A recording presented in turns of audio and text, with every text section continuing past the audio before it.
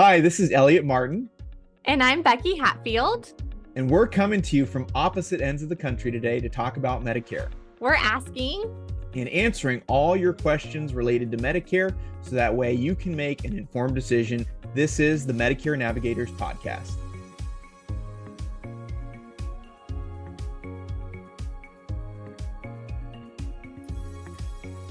Did you ever watch Full House? when I was a kid, we didn't have cable, so Okay. I never did. Never No. watched Full House. For some reason, I can't remember it exactly. It's been so long. But I think Uncle Jesse and I forget the other character's name in Full House.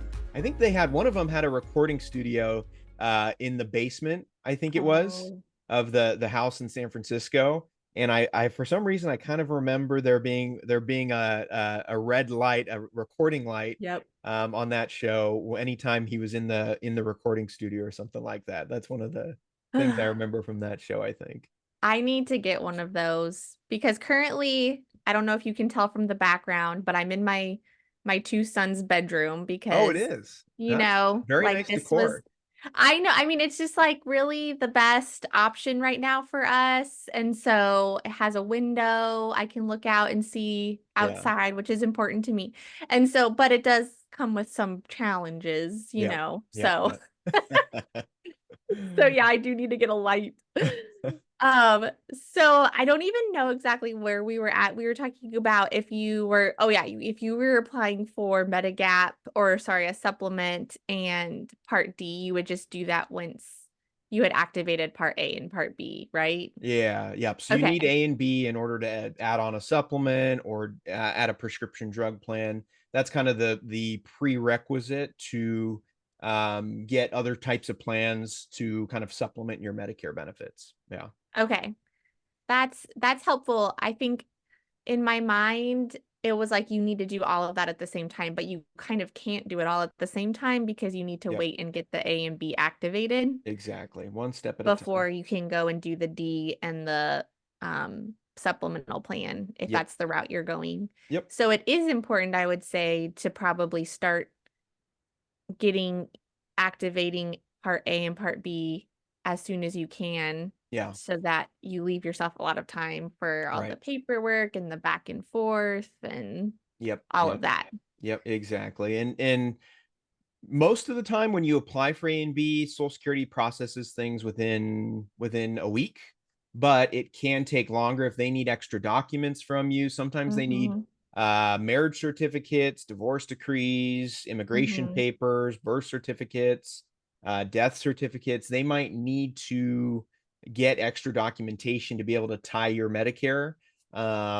and make and verify your eligibility for Medicare. So it's important to give Social Security as much time as possible to get your Medicare activated. But for the most part, they can process things pretty quick and turn around a Medicare card to you within a couple weeks. Okay, Yeah. that's helpful. Yeah, because sometimes in my mind, I think when it's a government agency, it's going to take months and months and months, but they can turn it around in a few weeks. Yeah. That's If everything's encouraging. like a straightforward case, it can be pretty quick. Straightforward. Yeah. Okay.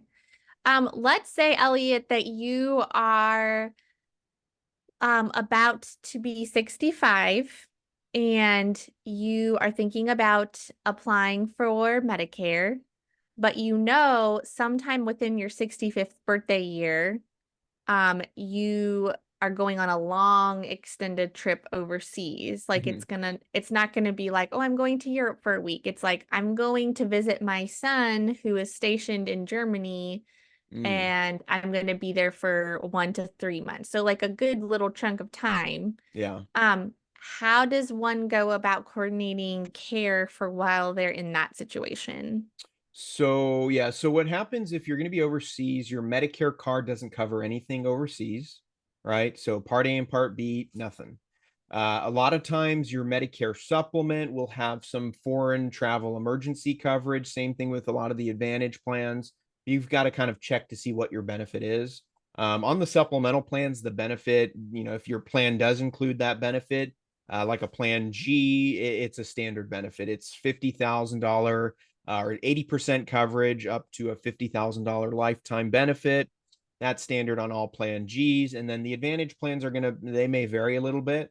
But what we would normally always suggest if you are going to be out of the country is look at adding some sort of travel insurance, some extra coverage. I mean, there's different types of plans you can get. If you're going to just be gone for a week or two and that's your only trip for the next year, you can buy policies, foreign travel emergency policies to cover you for just those 2 weeks.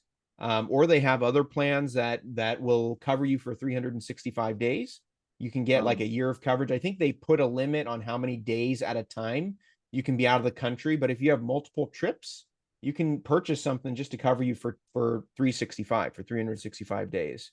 So there are other things you could do to kind of add on, just because your supplement or your Advantage plan on Medicare, it's going to be limited on what they're going to pay. And if you need a chartered flight home, for example, I mean, you're gonna exhaust your Medicare supplement foreign travel benefit pretty quick on something like that, or a medevac emergency helicopter evacuation, something like that. I mean, that's where stuff can get really expensive.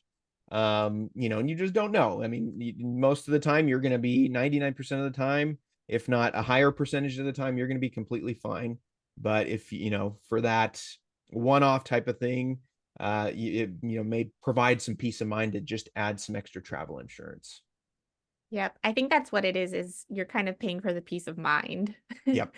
in Yep. case there was something crazy that happened while you Right. were over there.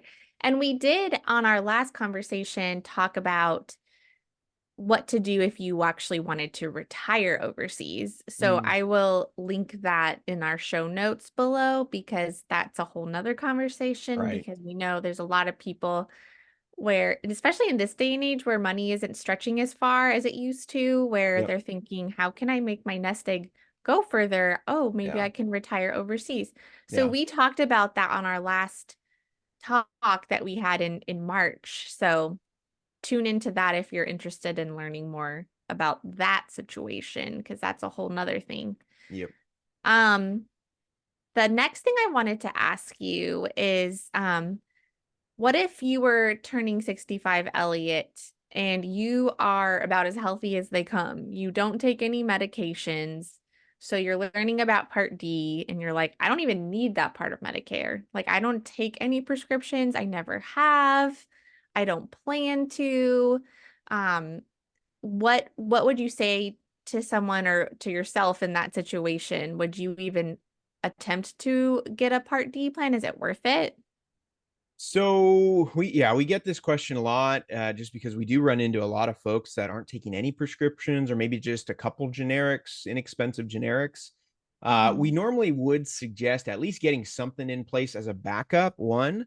And then the other thing is if we don't get a prescription plan under the Medicare system, either through a standalone Part D plan, or if it's built into your Medicare Advantage plan, then you actually start accruing penalties. Mm. Medicare keeps track. So they do know, okay, Elliot's gone 12 months without a prescription plan. We are going to tack on a penalty if he decides to add one on in the future. So it's good just to avoid the penalty. And there's some inexpensive plans this year that could change next year in 2025. A lot of legislation is going to be hitting the books in 2025, and it's probably not going to be good for monthly premiums next year. Out of pocket will come down, but when out of pocket limits come down, and it's legislation that's passed by the federal government, usually that means it's like what's the game that you play, oh my gosh, like Oh, whack-a-mole, whack-a-mole. whack-a-mole, Mhm. thank you. Oh my god, I couldn't remember that. It's like a whack-a-mole when the federal government comes out with legislation to try and improve the prescription drug plan system. They hit the mole here over here, but then it pops up over somewhere else, right? So there could be some changes next year, but we would still suggest adding on a prescription drug plan, just as a backup and to avoid accruing penalties. Is one of those changes that you're talking about how the donut hole is going away? Yeah, this max out of pocket on the plans is dropping from 3,300 down to 2,000 next year. So, and there's some expensive medications out there, of course. Nobody likes paying for these, but what's going to happen is with that limit coming down, premiums are going to go higher to make up for that, and formularies are going to get shorter or smaller, I should say, meaning not as many prescriptions are going to be covered. So if you're not really taking anything, may not be a big deal that there's less prescriptions covered, but the premiums are probably going to go up as well. So there's give and Yeah. take, definitely give and take. And the money has to come from somewhere. Yeah, I So know. someone's got to pay for it. So it's like you said, the whole whack-a-mole situation where it's Yeah, like just moving money around, different yeah, people paying different amounts right. than they were before. So Yep, yep, yep. yeah, we Exactly. don't live in a perfect world, that's for sure. No. Yep. Let's say, Elliot, that you are about to turn 65 and you have an HSA and you have been contributing faithfully to your HSA and you think, I have all this money right here in this HSA and I'm just going to keep adding to it, but you are about to become Medicare eligible. So what happens to the HSA? Yeah. So if I were in an HSA, had an HSA making contributions, but I was now switching over to Medicare, those contributions would have to stop. If I start using Medicare as my main insurance and I'm enrolled into Medicare, IRS, I believe, does not want me to keep contributing to it, nor can even continue on that. You can obviously keep the money you've got in the HSA, and you can actually, I would basically how I would do it is if I had an HSA, I would use the money to reimburse myself for some of the Medicare premiums. I think you can reimburse Medicare Part B premiums, your prescription drug plan premiums. I don't think the Medicare supplement. I don't think you can reimburse yourself for Medicare supplement premiums, but I would also use it maybe for dental and vision. So Mm. if I need some dental work, I would just use the money in that HSA to pay for things like that, just because Medicare is not going to pay for dental and vision, routine vision for, eyeglasses or contact lenses. And then same thing for dental. Medicare is not going to cover any dental. So I would maybe use that, kind of strategize and use that money for dental and vision as needed. Okay, that makes sense. Now, is the health savings account, the HSA, is that like a thing that grows over time, even if you're not contributing to it?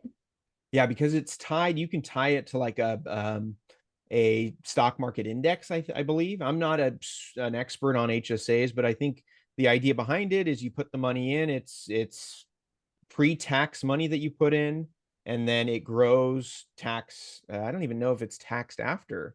I think Um, I don't think it I don't is. think it is either. So it's almost like a triple benefit to you. It's pre-tax Mhm. money you're putting in, right? And then it grows. It can grow. It's tied to, I think you can tie it to like an index, an S&P index or something like that. And then when you use it for medical expenses, I believe it's tax-free money. Wow. Obviously, double check that, triple check that with your tax professional, but I believe that's how those work. So it's a great benefit if you're able to utilize that and kind of have um the understanding of how to kind of maximize that benefit. Would you say that in coming years that the HSA would be more of a helpful thing to contribute to than buying something like long-term care insurance? um yeah, long-term care insurance, it can be pretty expensive and difficult to qualify for these days. So there are other solutions. You could use HSA money if you need to pay for care in the home, for long-term care. I mean, that could help for, depends on how much you've got. If you've got a lot built in there. I know another insurance agent who has, I think over, I want to, gosh, how much does he have in an HSA? It's got to be hundreds of thousands of dollars that Mm, he's super healthy. I don't think he ever goes to the doctor. He swims 5 or 6 days a week, and he just funds his HSA. And I think he's got a lot of money in it. Yeah, he could use that to pay for long-term care if he needs. But most people don't have a ton of money in an HSA. It's probably not the most reliable thing for long-term care if you don't have a whole lot in there. Maybe you do something more like an asset-based long-term care type of policy. There's other solutions to long-term care as well. Do you guys do that at Martin and Associates? Yeah, we do. I do not personally, but my dad, Ray, and his partner Dave Hart can definitely they kind of have to look at your whole situation, see what what you've done for retirement, what kind of assets you have, what can you what can be done, what ideas do they have? They can come up with some ideas on how you might be able to address that. That's great. Yeah, that's something that I think a lot of people are concerned about is the whole long-term care thing because people are living longer Yep, and it can get really expensive. So, absolutely. It is very expensive. thank you so much for joining us for another episode of the Medicare Navigators podcast. We have a weekly Medicare 101 webinar that we would love to have you join us on. Go to our website at www.martinmedicare.com to reserve your spot today. Please join us again next week as we continue this conversation. All information related to this episode is listed below in the show notes.